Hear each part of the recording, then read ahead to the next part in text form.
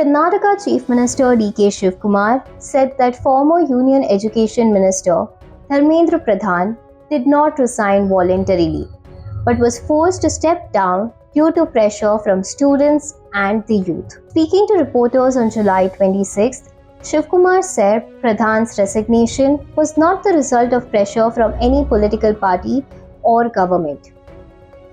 He said it reflected the voice of students, young people, and the country's 130 crore citizens who wanted the future of the youth to be protected. The Chief Minister added that the future belongs to students and young people, and respecting their sentiments and safeguarding their interests is the duty of the nation.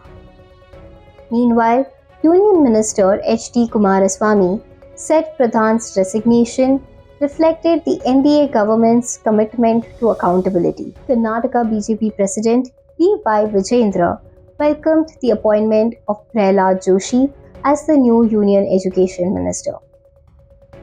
Vijayendra said Joshi's administrative experience, including his tenure as Parliamentary Affairs Minister and his handling of other key portfolios, would help strengthen India's higher education system. He also expressed confidence that Joshi would bring meaningful reforms that would benefit both the country and Karnataka.